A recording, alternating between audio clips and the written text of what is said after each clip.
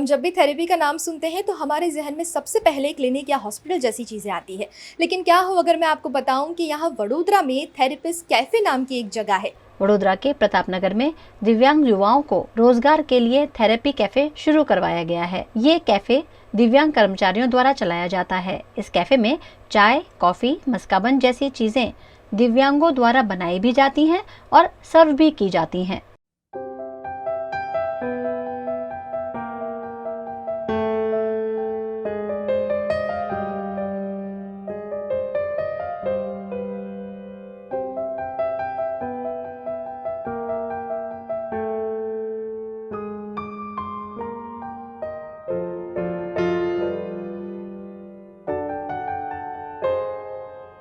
चलिए बात करते हैं इस कैफ़े को चलाते हैं जो व्यक्ति, मंसूर जमशेद जी। हमने डिफरेंटली एबल्ड के साथ एक सेटअप ऑर्गेनाइज़ किया जिसको हम थेरेपिस्ट कैफ़े बोल रहे हैं।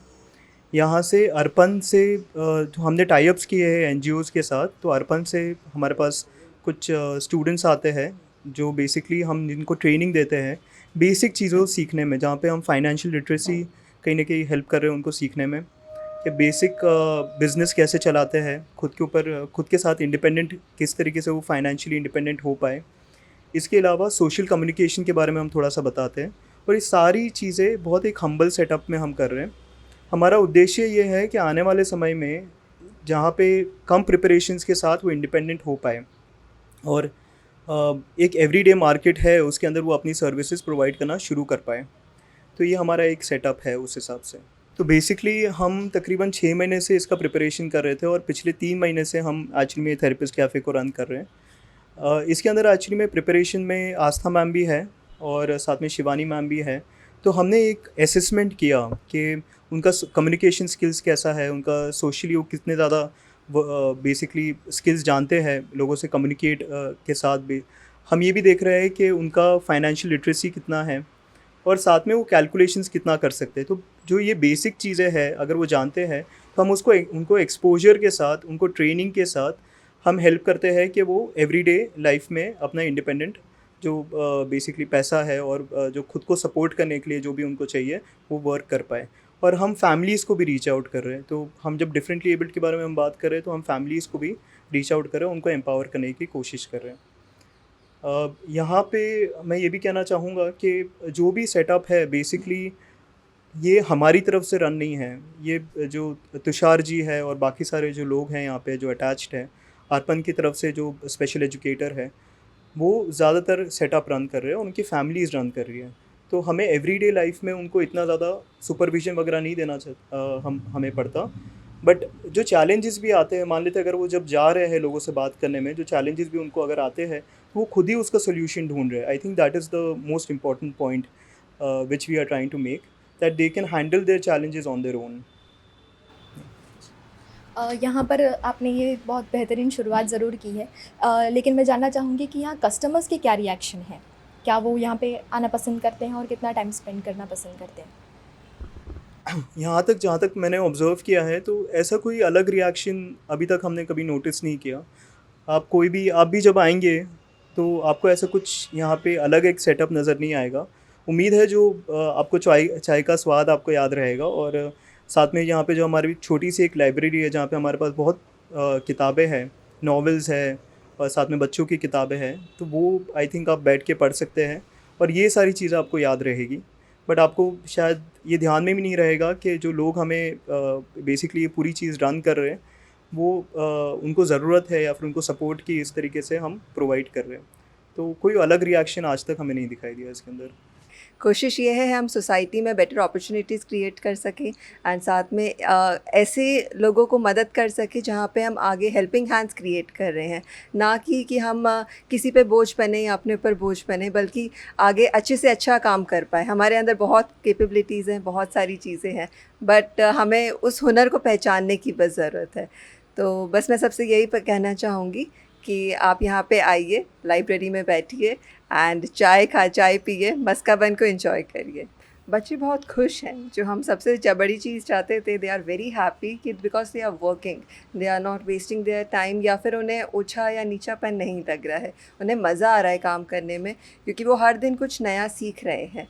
हर दिन कभी किसी कस्टमर के साथ, कभी पैसे गिनने में कभी नया सामान लाने में, एंड क्या यहाँ पे एडिशन करना है या क्या गड़बड़ हो रही है, वो हर चीज़ खुद ऑब्ज़र्व कर रहे हैं एंड उनकी खुद की एक लर्निंग जर्नी रही है। एंड आई थिंक हम भी इस बात से बहुत सैटिस्फाइड हैं कि हमने ज़रूर इस चीज़ को ओपन किया है, बट हमारा सपोर्ट ज़रूर है, but they are managing the things.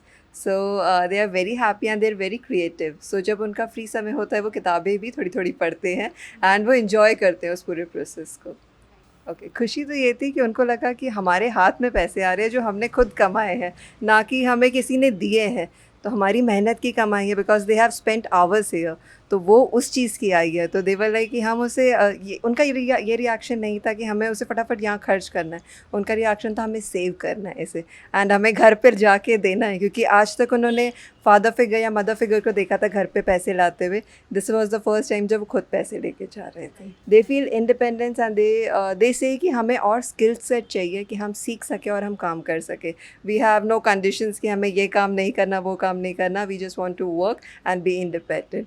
And they are even saying कि if we get married, so we should have our own independence also. Yeah.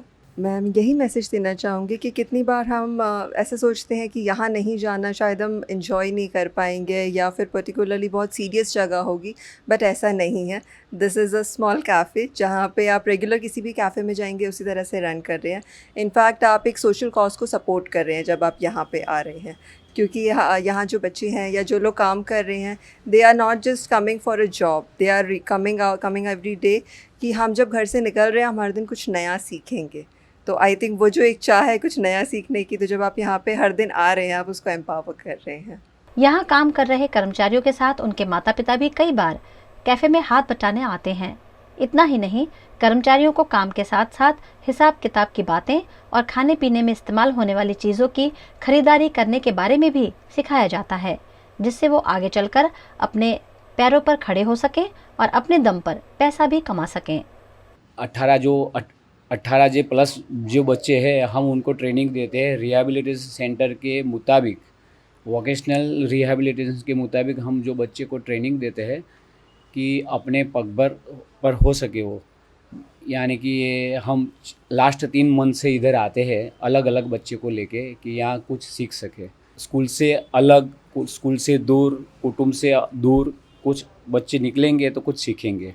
संसार यानी परिवर्तन, परिवर्तन यानी संसार। ये बच्चे को कुछ सिखाने में तो दिक्कत तो है पहले से ही, लेकिन क्या है स्कूल बच्चे की एबिलिटी के मुताबिक, उसकी ग्रास्पिंग पावर के मुताबिक हम उसको सिखाते हैं। सिखाने में और समझने में दिक्कत तो सारी परेशानियाँ तो होती है, लेकिन जैसे वैसे करके सिखाते हैं। और बच्चे को मानो कि कुछ आमदनी होगी तो क्या है अपने माँ बाप की ओर से भी उसकी थोड़ी की आमदनी होगी और गले में जमा होंगी पूंजी, तो कुछ ला सके। और आज मानो कि महीने के 400 कमाए तो कल 500 की इंतजारी होगी, 600 की, ऐसे करके करके हम कई सारे बच्चे को इधर लास्ट 3 महीने से हम लाते हैं।